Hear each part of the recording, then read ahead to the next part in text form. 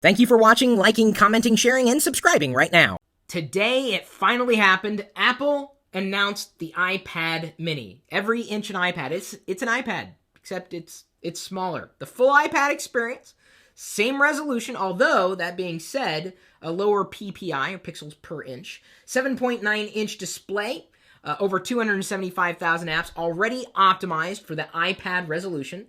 Ultra-fast wireless that has been upgraded as well, and it's available for pre-order this Friday to be shipping to your home or business on November 2nd. I will be ordering an iPad mini just to try it, if only to compare it with my Nexus 7, because I have one of these as well. And I'll also probably be comparing it to a Surface with Windows RT when that arrives on Friday. I'm going to have a house overflowing with gadgets.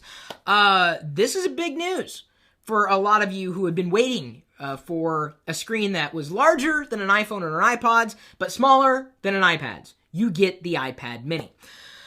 So in terms of specifications, it is, I would say, for all intents and purposes, like the new generation iPad, the 4th gen iPad, just smaller, minus the what I had said before about the pixels per inch. It doesn't appear to be something that would win you over if you already have a device. And in fact, I had a laundry list. Why would you want this and why wouldn't you want this? One of the reasons why you would want this is if you wanted an iPad, only smaller and cheaper. They start at $329. There is cellular wireless options available as well. That's a 16 gigger, which for all intents and purposes can be just fine if you're not an app addict like I am. $329, it's not exactly in the same range as other tablets that we've seen in this space, specifically in terms of screen size and capacity.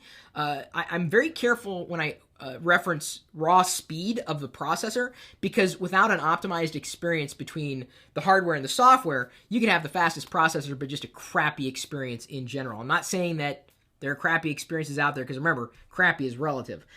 You crave pocket-esque portability in a tablet. During the live stream this morning, which we did on YouTube during the announcements, someone said that they could get their Nexus 7 into their pocket. And I'm like, you have big pockets. Because I can't. I can, kind of, but there's no way I can sit down with that thing. Hello? So it's more pocketable, or should be more pocketable, even though the iPad mini will be a little wider than the Nexus 7, and it seems to be that way. It's closer to, something that isn't going to take two hands to hold or to actually navigate. Certainly, it will be smaller than the traditional iPad. Another reason you might want this is you've never owned an Apple tablet computer before. You never purchased an iPod or an iPhone. You never purchased the iPad. You wanted something in the middle, and that's exactly what Apple is aiming for. Here's the bottom line. Apple just wants you in their ecosystem. And if they sell one iPad mini at the cost of you buying a Nexus 7 or another Android tablet or any other competitor, they win. If they just sell one. If they remove the market share that other tablets are taking away from the iPad, that's their goal. So they could have priced it lower, sure. But Apple has never been known to be cheap. It is a premium brand, and people buy into that premium brand. It is a premium experience, and if that's something you want, yeah, the iPad mini should work just fine. Now, why wouldn't you want an iPad mini? One, you already own a larger iPad, and this is all you need. This is all you want. You don't want something smaller. You want something bigger. Well, if that's the case, you don't want to get an iPad mini. Really. Two, you believe that a mid-sized iOS screen just isn't that exciting. You want something larger. You want something sharper. You want something smaller. If it's in the middle and you're not in the middle, don't feel bad. Just because it's new doesn't mean that you have to rush out and get it or that you have to want one. If you don't want one, that's okay. And the third reason you wouldn't want this, $329, it's too much money to spend on a tablet. And that is a very valid assertion. I ended up spending $250 on the Nexus 7, and I do use it, but one of the things that I'd been disappointed with, and I don't really want to dive into it deeply enough, is that I couldn't find enough apps on Android compared to iOS.